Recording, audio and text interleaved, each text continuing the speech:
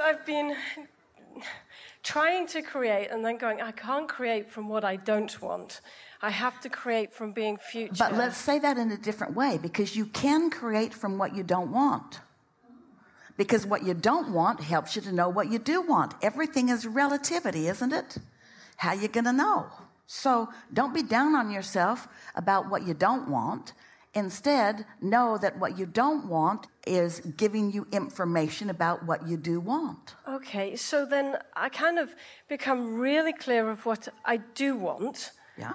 And then I think I should be doing certain things, and I can't do them. It's super hard. Because you're trying to take action too soon. Let's say that your vibration's more about what you don't want, and you've launched the rocket, but your vibration's still more about what you don't want, but you've launched the rocket. Your vibration's still more about what you don't want, but you have launched the rocket. Well, at first, if you try to take action before there's momentum happening over here. Now, say this better. There is momentum happening over here, but you're more tuned to the momentum that's happening over here where you don't want, rather than the momentum that's happening over here where you do want. It will tip. It's like a fulcrum that will tip, and you'll feel it. And it will be like an impulse. But until you get the impulse, don't worry about it. Don't try to push the noodle. That's the thing that makes you exhausted. It makes you think that you're not good at it. It would be like getting in your car and refusing to turn it on. And just say, I'll just drag one foot out the door and pedal. Well, you might be able to do it. You might be able to do it under the right conditions. But why not just turn on the engine? It's sort of the same analogy. Don't ask things of yourself until you're hooked into your true power. Because there's a feeling like I just want to forget everything. And like I've got a twin sister, and we would play and we would make stuff up, and like we used to look in a big, big mirror, and we'd look into the mirror and we would see things that would always make us laugh, mostly. And we just played throughout the day. What do you think made you start getting serious? What do you think caused an erosion of the playfulness? When we started to have to make things happen. So the playfulness didn't go away. You just focused somewhere else. So now, same thing. You can let the lack of belief go away by focusing somewhere else. It's all about focusing. So if I give up all that I want... Can't do that. I can't do that. You could give up your resistance to it. And then I'm afraid that I won't take any action. There. You have just pinpointed. You have just explained the human dynamic. You just explained it. This is really good. People will say, well, I really, really, really want this thing that I can't have. I really, really, really want this thing that isn't coming. I really, really want this thing that I can't have.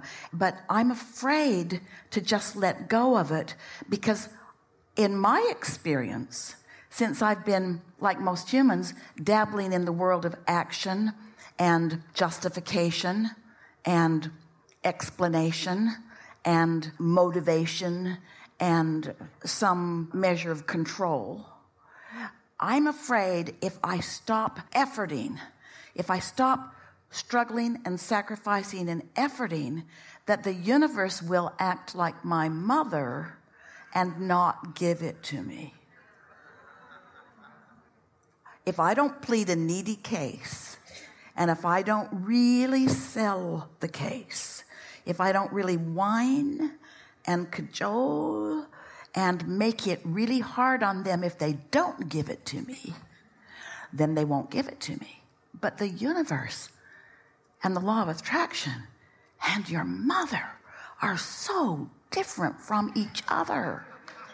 It's like I'm afraid to just let go of my angst, because I thought it was my angst that was grinding it into place. And we say, your angst can only grind so much into place, and it's not that great. Let it go and find out what true leverage is. And no, you can never, ever, ever, ever, ever, ever, ever, this is going to take a while, ever, ever, ever, ever, ever, ever, ever, ever let go of your desire. You cannot let go of your desire. You cannot. You know why? Your inner being's all over it. And your inner being knows who you really are. And your inner being has wrapped itself around all of the desires that you hold and is sending a signal to the universe, a signal to the law of attraction, a signal of attraction, a point of attraction to the universe. And all of the cooperative components are being gathered for you. And you dare say, never mind. Oh, you cannot let go of your desire. That's the worst feeling in the world. When you even try to let go of what you want, nothing feels worse than that, because it separates you from the whole of you who's all over it, who sees it, who knows it. You know how they say you can't be a little bit pregnant? Sort of like that. Sort of like that. It's going on. Yeah, because it's as if there's a part that says, no, I've got to keep feeling bad. I can't feel good. I can't go mountain biking and do the things I love. Yeah, well, you might want to stop acknowledging that. Yes, yeah, okay. We get it. We were doing it too. In other words, we were acknowledging that's that contrast that helps you to focus. You see, that's why we go on and on like we do, because we know that if you can conceptually sort of grasp the laws of the universe, and really important, if you can acknowledge the larger part of you and its point of attraction and the part that that plays in your expansion and evolution. And then you understand the part that your negative experiences play in it too, so that you're not condemning that part, but embracing all of it. Step 1, step 2, and step 3 are all necessary in the creation. You got to know what you don't want to know what you do want, and so forth. That's what helps you to focus. And so step 1 and step 2 and step 3 are all important. It's just that humans make such a career out of step 1. And the reason that you do is because you keep reminding each other and telling each other and playing up against each other something that goes like this: struggle and hardship are necessary to prove worthiness. Where do you get that stuff?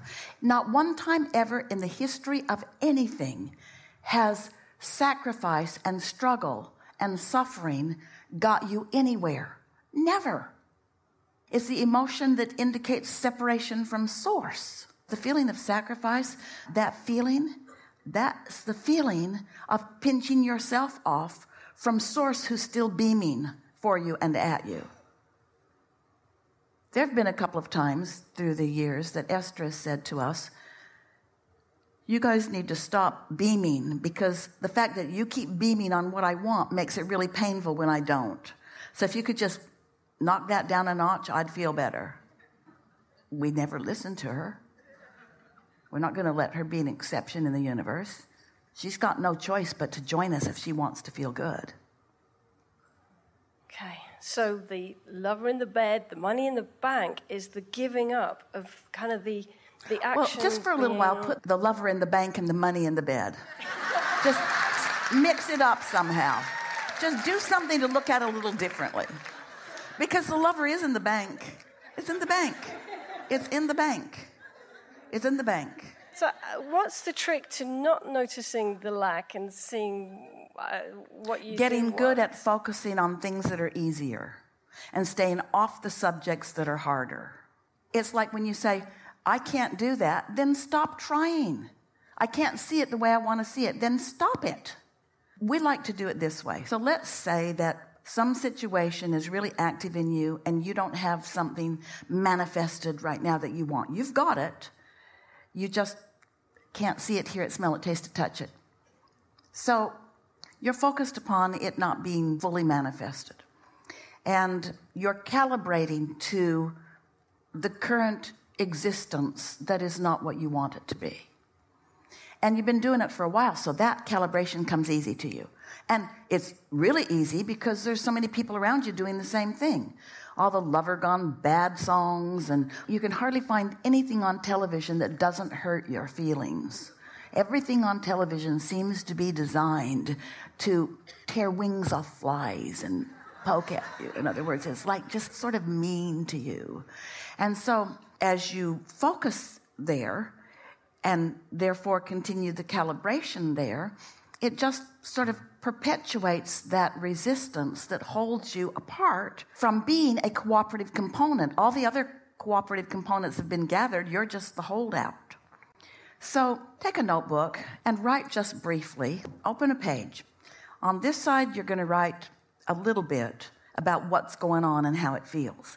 And on the other side, you're going to take a non-physical approach to it. You're going to let yourself calibrate the way your inner being is calibrated on it. And you can do it provided you know you have an inner being, and you know that your inner being has a perspective, and you know that negative emotion means your perspective isn't the same, and you know that your positive emotion means that your perspective is the same. So as you know these simple things, and you do, then this is an easy process.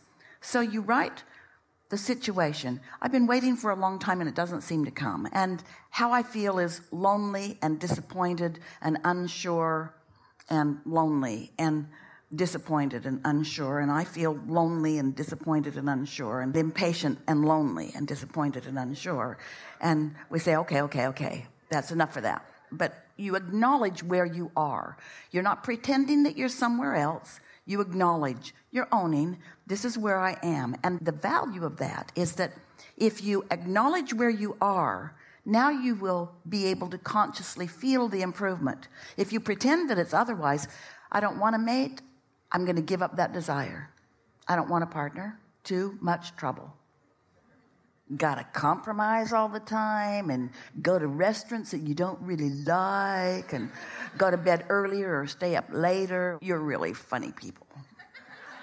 But you can't give up your desire because it's active. And so you're going to acknowledge where you are. I feel lonesome and disappointed and like I'm not a good creator. Time to turn to the other side of the page. Now, on that side of the page, these words help you flip to the other side of the page. You say something like, however,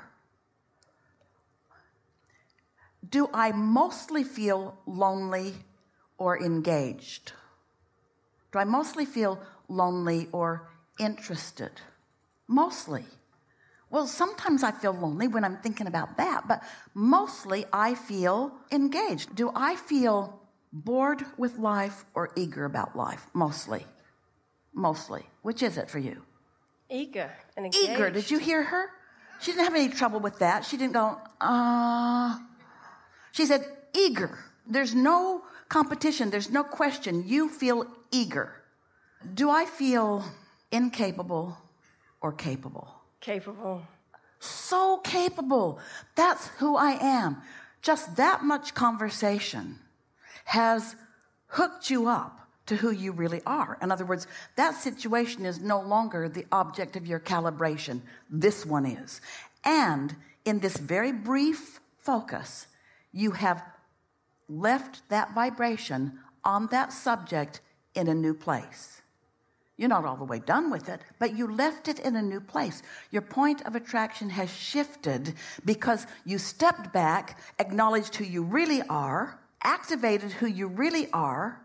While the other subject was still active in the background, you calibrated all over the top of it. You owned it, and you summoned from that things you haven't summoned from that before. So you no longer feel like you felt before you did that. That's the calibration process. There are a couple of areas that are a bit troubling. Then stay away from them. Well, I can't. What? It's very close people. Very close people. Stay away from it. Well, they would be really... Avoid them. But they're my children. Avoid them. Oh. Well, why do you torture yourself with things that are hard? That's like having some shoes on your shelf, and every time you wear those, you get a blister. And you say, but they're so pretty. And we say, really? You're going to put a blister on your foot? Well, they kind of need looking after, so it seems. And there isn't someone else really to look after them unless it's my sister. We think that you and your inner being make a better team than you without your inner being. So if they've calibrated you to feeling bad while you're playing, either calibrate differently and then play, or don't play. Those are the options that we would choose. In other words, there's nothing wrong with turning to what feels better. And if there's something that's constantly aggravating you, you want to reach the place that your buttons aren't pushable and your chain isn't yankable and your goat isn't gettable and your feathers are not fluffable. And you want to reach that point. But until you are, stay away from them.